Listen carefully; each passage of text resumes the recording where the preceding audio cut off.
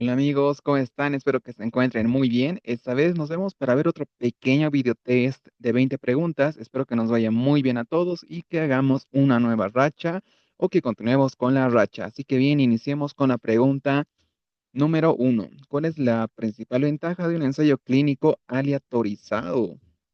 Parece complejo. Reducir costos de investigación, garantizar enmascaramiento completo, minimizar la confusión mediante asignación aleatoria, acelerar el reclutamiento de pacientes o permitir análisis cualitativos. Pregunta muy, pero muy compleja de salud pública, pero igual, se puede. Recordemos que estos ensayos clínicos aleatorizados, respecto a sus costos, son de alto costo, muy alto costo. Entonces la podemos descartar. Garantizar enmascaramiento completo podría ser, quizás, lo posible, pero algo muy general. Este enmascaramiento se refiere a garantizar que no haya sesgos, por ejemplo, con un doble ciego, triple ciego, pero sería muy general. Para todos los estudios, me parece que es importante garantizar el enmascaramiento. Minimizar confusión mediante asignación aleatoria podría ser también. Evitamos el sesgo de confusión mediante la asignación aleatoria, que esto es como colocar al grupo de personas de manera equitativa para evitar este sesgo. Acelerar el reclutamiento de pacientes, acelerar, me parece que no. Permitir análisis cualitativo, esto es un análisis cuantitativo o cualitativo. Esto es cuantitativo. Entonces, permitir cualitativo, no. Con todo esto nos quedamos con la alternativa B o con la alternativa C. Me parece, como le dije, la B muy general. Eso es lo que siempre queremos hacer en cualquier tipo de ensayo, mientras que la C es un poco más específica para una ventaja del ensayo clínico aleatorizado. Entonces la marcamos y estamos en. La asignación aleatoria en un ensayo clínico disminuye el riesgo de confusión al distribuir de manera equilibrada los factores conocidos y desconocidos entre los grupos de intervención y control. Garantizar que las diferencias observadas en los resultados se deben principalmente a la intervención y no a otros factores externos. Fortalece la validez interna del estudio, mejorando la precisión y credibilidad de los hallazgos. Es un componente esencial del diseño experimental para establecer relaciones causales sólidas. Pregunta muy compleja, muy buena para la UNACOM. No estoy seguro si escribimos esto en una reconstrucción, pero aún así me pareció una muy buena pregunta. Vamos con la pregunta número 2. ¿Qué patrón dietético se asocia mejor a dislipidemias? Dieta baja en fibra, dieta mediterránea, dieta carnívora, dieta alta en azúcares simples o dieta hiperproteica en verduras. Si es para dislipidemias, una dieta baja en fibra, pues quizá no sea lo más recomendado. Dieta mediterránea, sí, podría ser. Dieta mediterránea, recuerden más que todo de los pescados, mariscos, es muy buena. Dieta carnívora para dislipidemias, tal vez no sea lo mejor. Alta en azúcares, no, la descartamos completamente. Y dieta hiperproteica sin verduras tampoco. Entonces, la que más concuerda con todas las alternativas será la dieta mediterránea. La marcamos y estamos bien. Esta dieta mediterránea se caracteriza por el consumo de aceite de oliva, frutas, verduras, legumbres y pescado. Yo les aconsejaría recorrer esa dieta mediterránea con el pescado porque es lo más llamativo, digamos, de esta dieta. También aumenta las concentraciones de HDL, reduce el LDL, disminuye las concentraciones de triglicéridos. Bueno, en fin, es muy buena la dieta mediterránea, pero más nos podría orientar un nutrólogo o una nutróloga. Vamos con la pregunta número 3.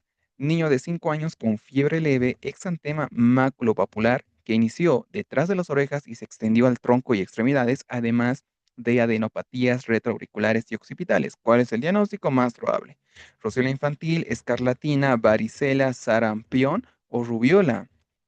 Niño de 5 años, tiene fiebre leve, dato muy importante. El exantema también nos dice que es maculopapular, pero ¿dónde inició? Detrás de las orejas y se extiende hacia abajo, o sea, es cefalocaudal. Además, tiene adenopatías retroauriculares. Bueno, tiene adenopatías, que también es algo muy llamativo de una de esas alternativas. Roceola infantil, no. Recuerdan que la roceola infantil se produce cuando hay fiebre, luego se pasa y aparece el exantema. Entonces la descartamos. Escarlatina. Escarlatina tiene datos muy característicos, esta piel en lija, las líneas de Pastia, la lengua.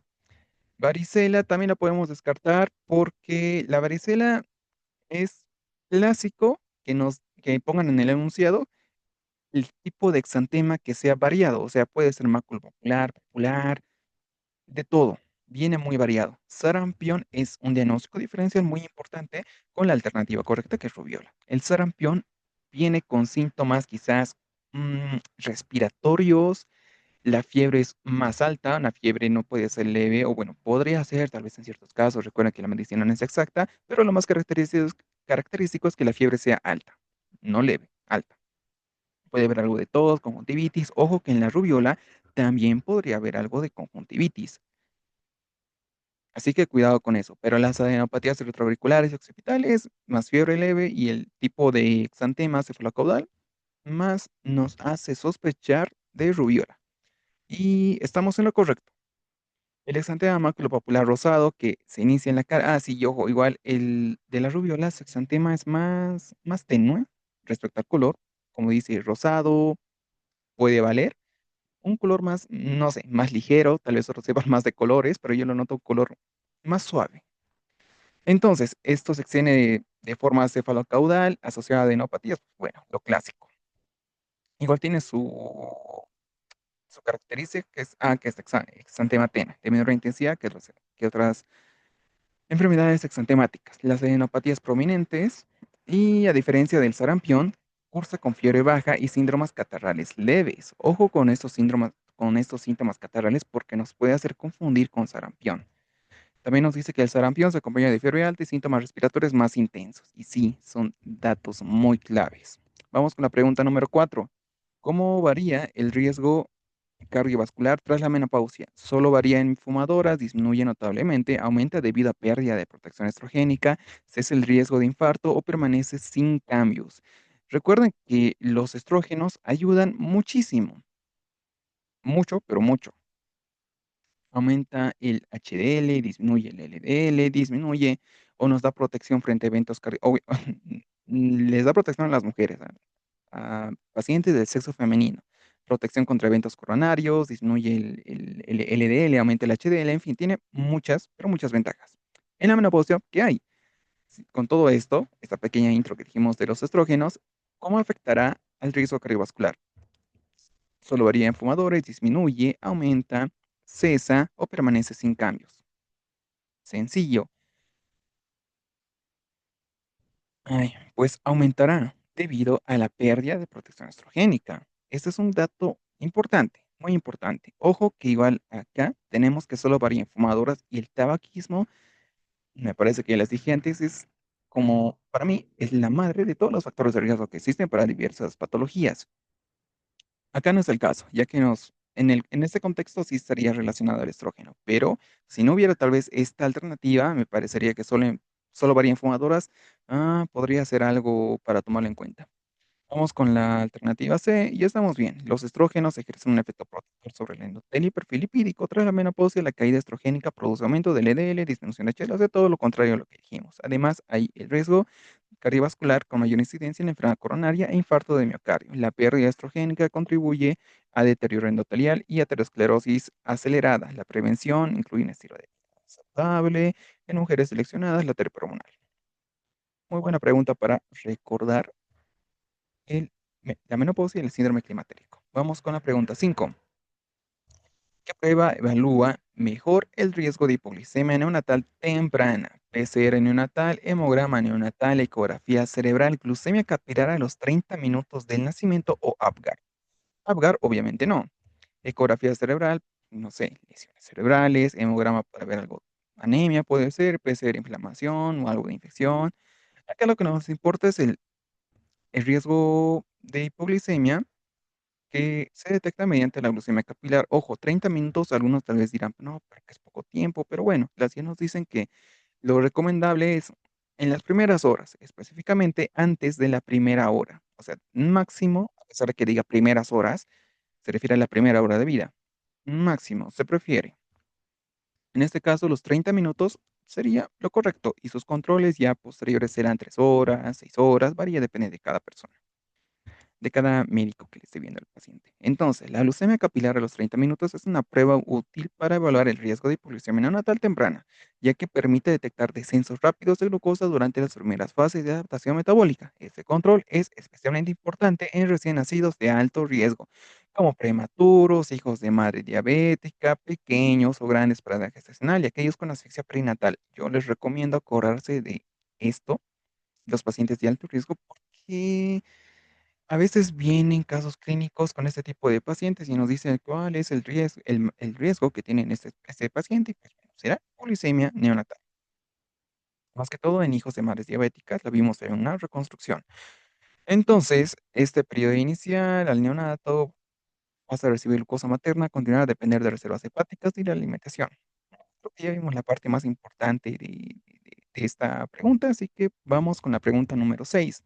¿Qué consejo de estilo de vida es esencial para pacientes con osteoporosis?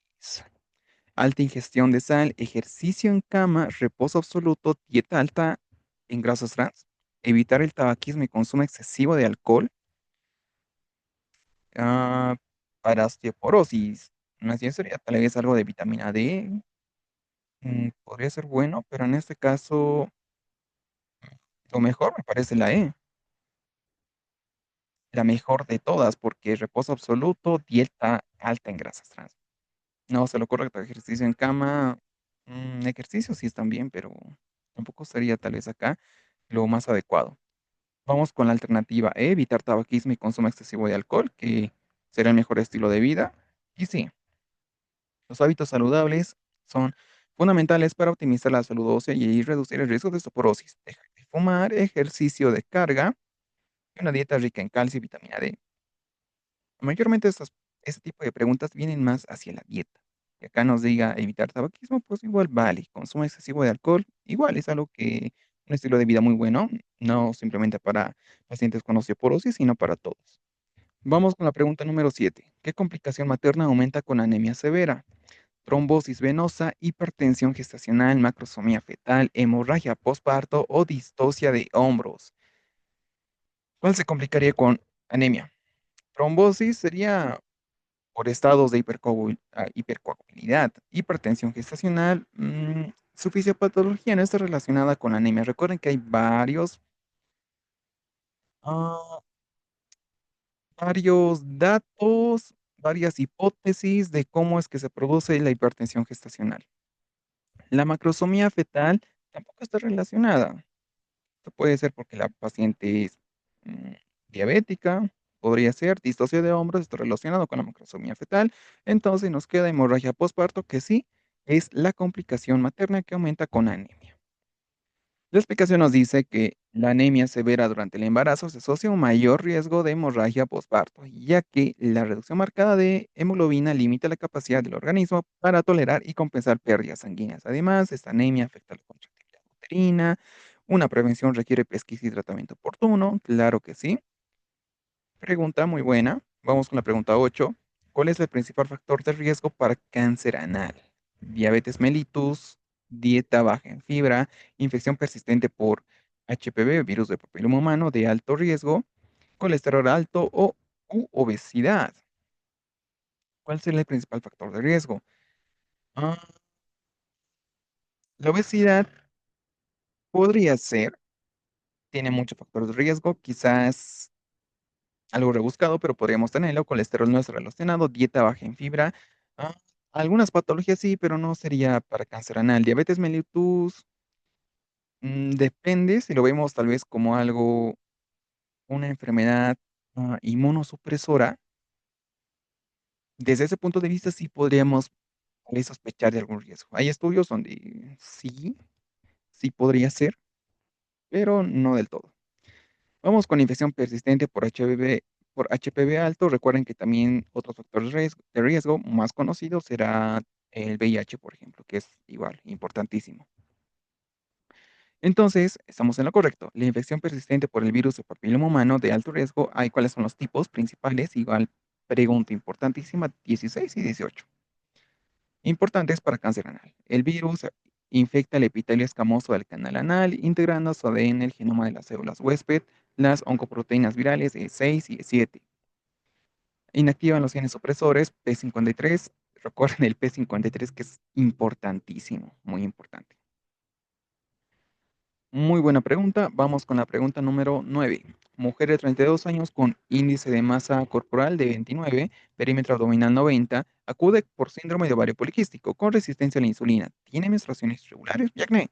¿Cuál es la intervención más adecuada como primer paso en el manejo de su obesidad? Cirugía bariátrica, plan de obesidad de calorías y aumento de actividad física, tratamiento farmacológico con orlistat, derivación endocrinología para hipotiroidismo, tratamiento con metformina. El IMC, muy importante acá, 29, perímetro abdominal, que está en 90, antecedente de síndrome de ovario poliquístico, tiene los síntomas clásicos y el primer paso para el manejo de la obesidad, solo de la obesidad. Cirugía bariátrica podría ser, pero no. Las guías nos dicen que para cirugía bariátrica debe ser el IMC arriba de 35 y presentar comorbilidades o ser simplemente arriba de 40. En este caso, 29 no cumple. Plan de reducción de calorías y aumento de actividad física, sí, es lo típico. Paciente que viene con estos datos o datos parecidos y que tiene obesidad, pues el primer manejo será un plan de reducción de calorías y aumento de la actividad física. Es lo más sencillo como paso inicial. Recuerden acá, no sé si alguien conoce kilos mortales, pues ya sabrá. Entonces, tratamiento farmacológico con Orlistat. Orlistat nos puede servir, pero no acá como primer paso. Tal vez como coadyuvante, segunda línea, para apoyar, podría ser. Derivación endocrinológica para hipotiroidismo, no tenemos datos de hipotiroidismo, no tenemos laboratorios ni nada.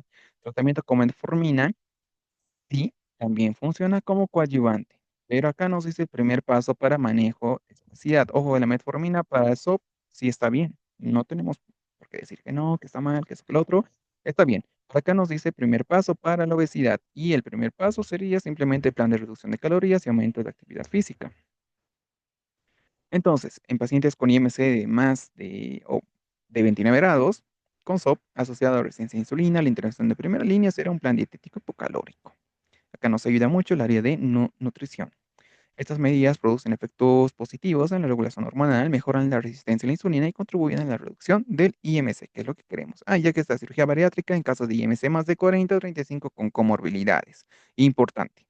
Fármacos como listado o metformina pueden considerarse como apoyo, pero no sustituyen los cambios de estilo de vida. Y sí, puede ser segunda línea, al menos el Orlistat para obesidad segunda línea, la metformina para SOP. Ese sí ya sería otro tema. Y la derivación para descartar hipotiroidismo no es prioritaria en ausencia de signos clínicos o alteraciones de la TSH. No tenemos antecedentes ni nada para sospechar en esto. Vamos con la pregunta 10. ¿Qué característica del nistagmo sugiere lesión vestibular periférica? Sin cambios con fijación, nistagmo vertical, ausencia de latencia breve, fatigabilidad o bajo impulso cefálico. Pregunta súper compleja de nistagmo. Recuerden que hay dos tipos de nistagmo, el central y el periférico. Acá nos dice nistagmo que sugiere lesión vestibular periférica, nistagmo periférico. Sin cambios de fijación es incorrecto. Esto es propio del central. Por el contrario, acá sí tenemos cambios. Esto de la fijación es cuando le decimos al paciente que mira un objeto fijo. En la central no hay cambios, pero en un periférico sí. El paciente tiende a tener, se lo puede llamar así, que disminuye el nistagmo. De cierta manera disminuye, obviamente no del todo, pero se puede disminuir o se puede calmar. Nistagmo vertical también es incorrecto. El vertical puede ser más propio es más propio es propio del central, pero no simplemente es vertical, también puede ser multidireccional, o sea, va así, luego va allá, y, o sea, como un ojo loco, digamos. Ausencia de latencia. La latencia se refiere a qué tiempo viene.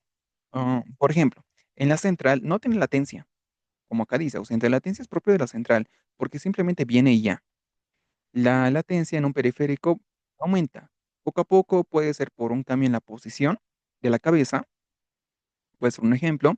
La latencia breve y fatigabilidad, esto creo que está relacionado con con la alternativa C, que dijimos que latencia breve. La fatigabilidad está relacionada a la alternativa A, donde hay cambios en la fijación, porque nosotros le decimos al paciente que mire un objeto fijo y como el nistagmo calma, se hace más tenue, también se fatiga, por eso es que el nistagmo disminuye. Bajo impulso cefálico es una maniobra. Es un nombre, pues, súper, no sé, súper científico, o no sé, en términos médicos, es amplio esto del de esa técnica para ver el bajo impulso cefálico, que refleja óculo vestibular, bla, bla, bla, bla. En resumen, simplemente es al paciente, mover la cabeza de manera no muy brusca, pero sí rápida. Tampoco es que vamos a agarrar y le vamos a hacer así como desnucar un pollo, digamos. Simplemente es algo rápido. Y ahí vemos si el paciente tiene este nistagmo. En este caso, que sea bajo, igual es incorrecto, porque es alto en la lesión vestibular o en el nistagmo periférico. En la central sí es. Entonces, no nos queda nada más que la alternativa D, que es lo correcto. La explicación nos dice que el nistagmo periférico se caracteriza por una latencia breve tras la provocación del estímulo y una marcada fatigabilidad con la repetición de la maniobra. Además, disminuye con la fijación visual, lo que refleja su origen en el sistema vestibular periférico, más que en estructuras centrales. La latencia breve indica respuesta rápida pero limitada del aparato vestibular. La fatigabilidad se debe al agotamiento de los receptores laberínticos ante estímulos repetidos. La supresión con fijación visual diferencia el nistagmo periférico del central, que no se atenúa con la mirada. Pregunta compleja, pero la vimos de una manera quizás un poco didáctica. Es la mejor manera para acordarse. ¿Qué seguimiento a largo plazo es esencial tras detectar nefropatía incipiente? Realizar biopsia renal anual, medir cetonas en orina semanal, evaluar peso trimestral, monitorizar ACR, o sea, relación albúmina-creatinina, tasa de filtrado glomerular cada 6 a 12 meses o solo control en glicemia. Nefropatía incipiente. Realizar biopsia anual quizás sea muy invasivo, no necesariamente es lo adecuado. Medir cetonas en orina para cetoacidosis nos servirá, pero acá no. Evaluar peso trimestral, sí, para buen control metabólico, tal vez podría ser útil, pero en este caso no sería lo más importante para una nefropatía incipiente. Monitorizar la relación albúmina-creatinina y tasa de filtrado glomerular, lo más lógico, lo más correcto. Y como solo control de glicemia, no sería lo más adecuado. O sea, sí, sí es adecuado el control, pero solo eso no.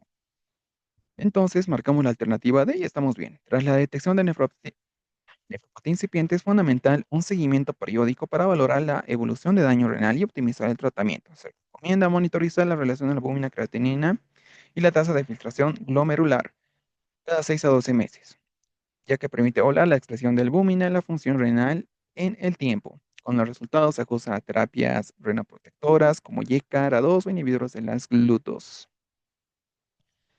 Pregunta muy buena. Vamos con la pregunta número 12. ¿Qué hallazgo histológico es típico de nefropatía intersticial crónica? Depósitos subepiteliales de glomérulos, depósito de amiloide, necrosis papilar subaguda y alinosis arteriolar intensa o fibrosis intersticial y atrofia tubular. Depósitos subepiteliales en glomérulos, pues se referirá a una glomerulopatía. Depósitos de amiloide, amiloidosis. Necrosis papilar subaguda, a lo que causa necrosis puede ser por AINES. Y alinosis arterioral, esta la vemos en qué, mm, nefropatía diabética o por hipertensión, la podemos ver ahí. Y fibrosis intersticial, sí, es clásico. Incluso la misma pregunta se asocia. Recuerden que al final evoluciona esto en esclerosis y ahí sí es muy grave. Vamos con la alternativa E, que es lo correcto. La fibrosis intersticial junto con la atrofia tubular son hallazgos patognomónicos de las lesiones crónicas del intersticio renal. Ambos cambios reflejan un daño persistente e irreversible del parénquima renal. Se desarrollan como consecuencia de inflamación crónica prolongada y pérdida progresiva de nefronas. Constituyen la base histopatológica de la nefritis intersticial crónica y producen también un daño progresivo de la función renal. Vamos con la pregunta 13. ¿Qué medida previene la ira por contraste radiológico? Pregunta quizás muy discutida, ya saben que hablar de insuficiencia renal aguda por contrastes, en especial por una tomografía contrastada, es algo muy polémico, tal vez. Algunos dicen que no causa, que no hay, que no causa la, el contraste no causa insuficiencia renal. La Sociedad Española de Nefrología dice que sí hay insuficiencia respiratoria por contrastes, puede ser yodo, bario, que es lo típico de los contrastes. Es una pregunta polémica. Lo nuevo que yo sepa es que sí hay de los E25 por la Sociedad Española de Nefrología. Incluso el anterior año, el 2024, recuerdo que decían que no hay no existe insuficiencia respiratoria, insuficiencia renal por contrastes. Así que es algo complejo, pero bueno, en este caso para el EUNACOM sí hay. Así que no vamos a hacer problema con eso porque para el EUNACOM sí hay y lo dejamos ahí. ¿Cuál será la medida para prevenir hidratación con solución salina isotónica antes y después del contraste, administrar aminoglucósidos, restricción hídrica absoluta, antibióticos profilácticos o el uso de diuréticos de asa? Los aminoglucósidos sabemos que son nefrotóxicos. Restricción hídrica absoluta nos va a provocar insuficiencia renal. Antibióticos profilácticos no serán antibióticos acá. Y uso de antibióticos de asa, tal vez el uso mismo crónico sí nos da insuficiencia renal. Lo que nos sirve es la hidratación, antes y después. Que solo diga hidratación igual vale. A pesar de que parezca que no, simplemente que diga hidratación, perfecto. La nefropatía inducida por contraste es una causa frecuente de lesión renal aguda en pacientes expuestos a medios de contraste ayudado. De bario también hay, especialmente en aquellos con factores de riesgo como enfermedad renal crónica, diabetes mellitus, deshidratación o uso de fármacos nefrotóxicos. Su mecanismo involucra vasoconstricción renal y daño tubular directo, que reducen el flujo sanguíneo medular y favorecen la hipoxia tisular. Pregunta buenísima, para algunos tal vez está mal, para otros bien, pero bueno, para una com sí hay esto, así que lo debemos dejar ahí. Vamos con la pregunta 14. ¿Qué seguimiento es apropiado para un incidentaloma suprarrenal de 2 centímetros no funcionante? Radioterapia, imagen de control a los 6 a 12 meses, biopsia urgente, cirugía inmediata o no seguimiento. Si tenemos un incidentaloma de 2 centímetros, pues ¿qué vamos a hacer? Obviamente no seguimiento, no. Sí hay que darle cierto seguimiento. Acá la regla general, un tip que les puedo dar, si es menor a 4 y no es no funcionante, simplemente hacemos, ¿qué? Control. Si fuera más de 4 funcionante, cirugía. Y listo. Biopsia de radioterapia no nos sirven acá. Y los seguimiento, obviamente, no es lo correcto. Entonces marcamos control, que sería con imagen en este caso. Y estamos en lo correcto. En un incidentaloma suprarrenal de 2 centímetros no funcionante y con características radiológicas medinas, el seguimiento adecuado consiste en realizar una imagen de control de 6 a 12 meses mediante tomografía o resonancia para evaluar si existe crecimiento o cambios que sugieran un comportamiento distinto al inicial.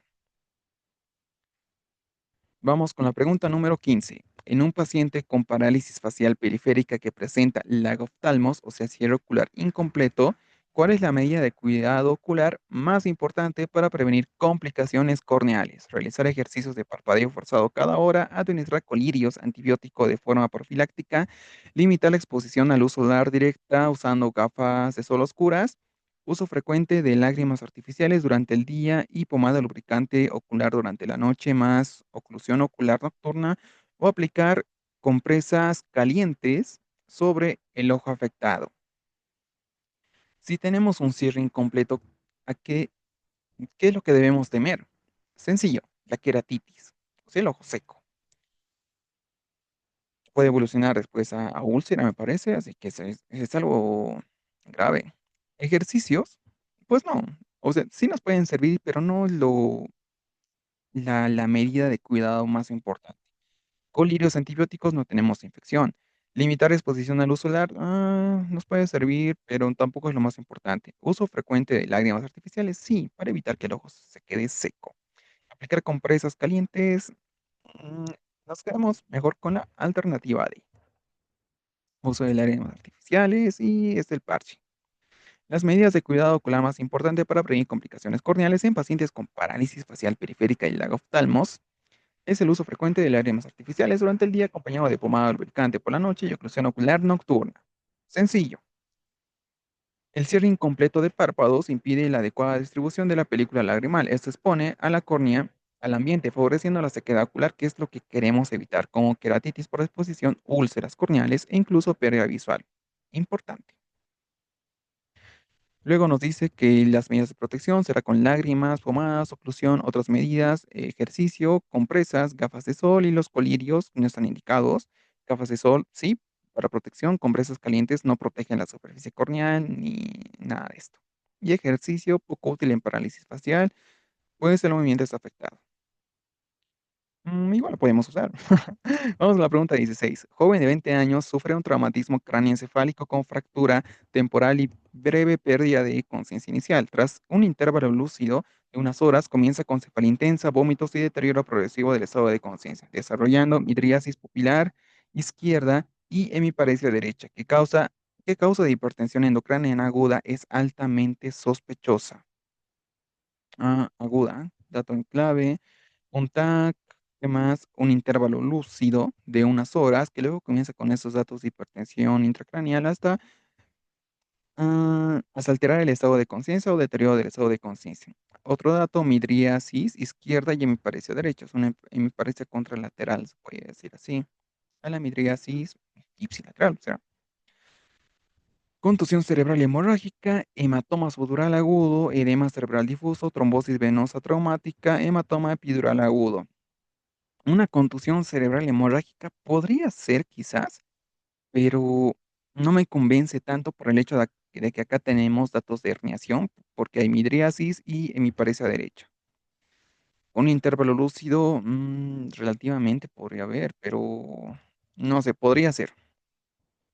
Hematoma subdural agudo, un hematoma subdural agudo podría ser también, pero el paciente tendría que tener antecedente de que es un paciente adulto mayor o alcohólico.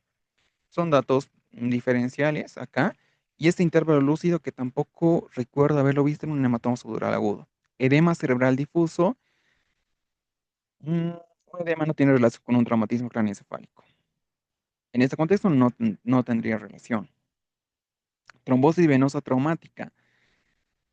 Podría ser, pero acá nos dice agudo. Y eso de la trombosis venosa traumática es subagudo. Toma su tiempo, no es ese mismo dato.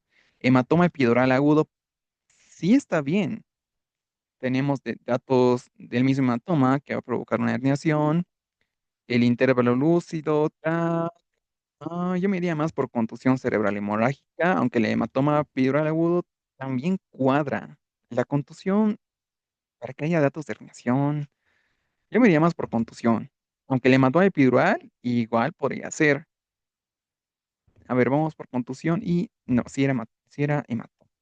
La presentación de traumatismo craneoencefálico a menudo con fractura de hueso temporal y lesión de la arteria meningia, seguida de un intervalo lúcido, según una recuperación aparente de la conciencia y posterior deterioro neurológico con signos de hipertensión intracraneal y herniación uncal, que sí es herniación claramente, es clásica de un hematoma epidural agudo. Es una acumulación de sangre entre la dura madre y el cráneo, usualmente de origen arterial. En la tomografía se observa como una colección de forma de lente biconvexa y los síntomas progresan desde el intervalo lúcido hasta el deterioro neurológico severo y es una emergencia.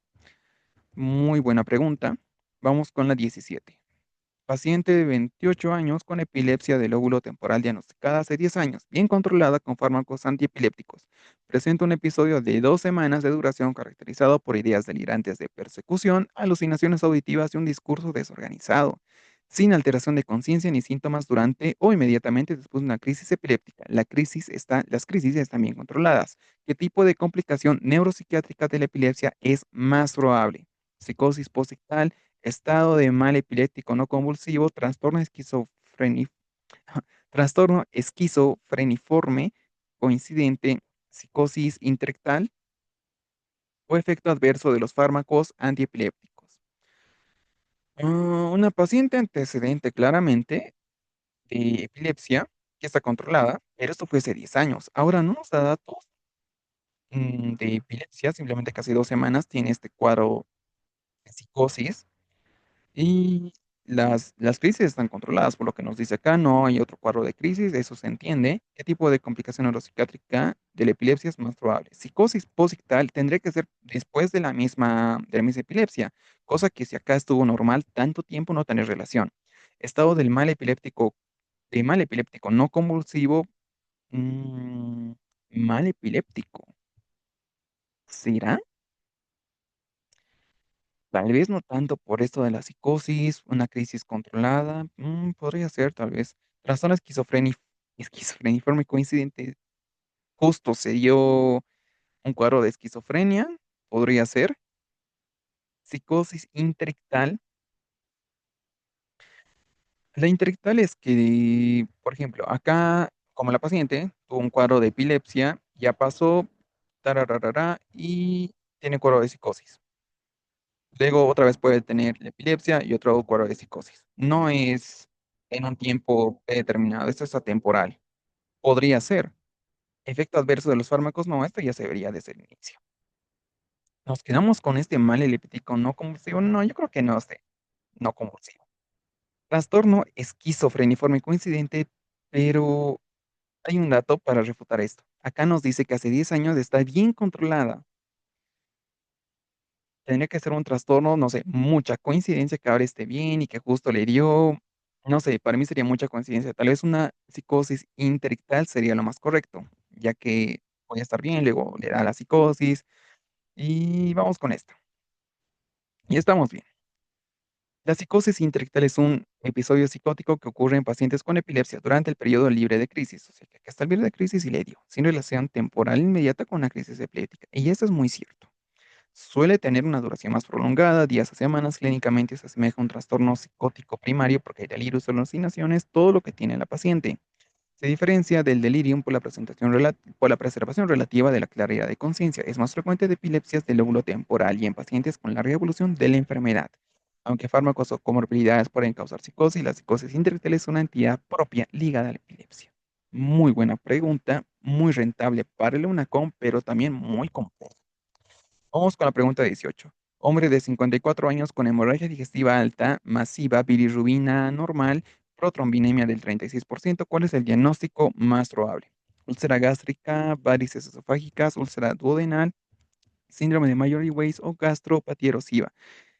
Si tenemos una protrombinemia del 36%, eso quiere decir que está bajo. Es una alteración de la coagulación. ¿Y esto porque se producirá por disfunción hepática, hepatopatías y entonces úlcera gástrica, úlcera duodenal, no tienen relación. Síndrome de Mayer-Grace es una paciente que vomita y vomita y vomita. Gastropatía erosiva tampoco tiene relación, además que esto tiene un curso más insidioso.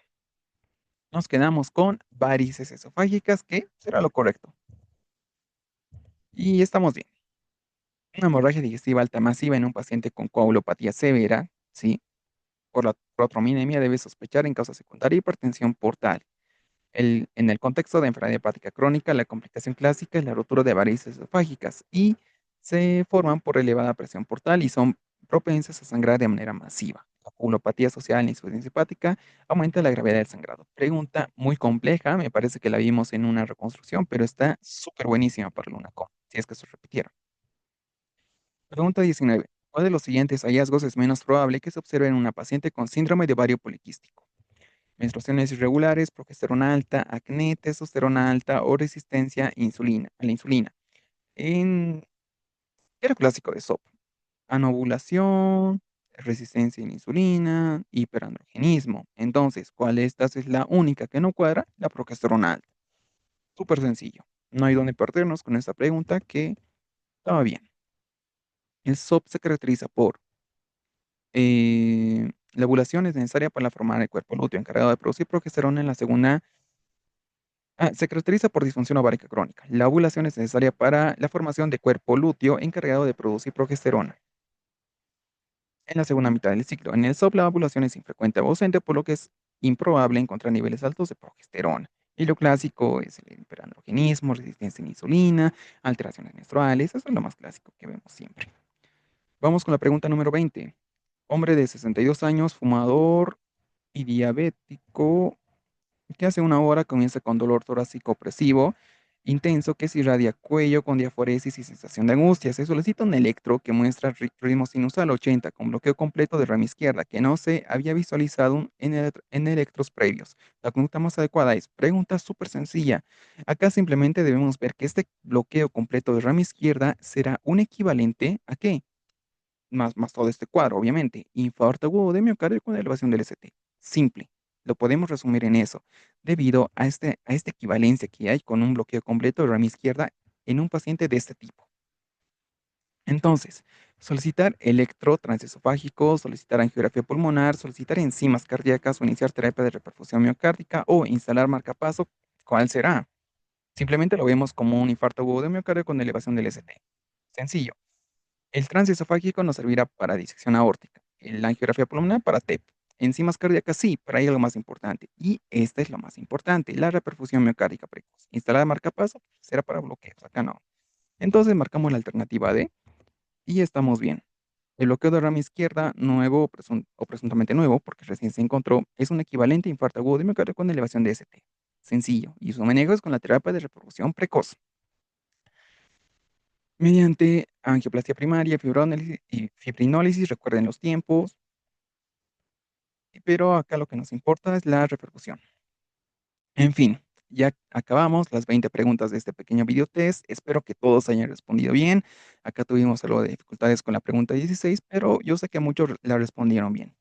En fin, sigamos estudiando y nos vemos en otro video test.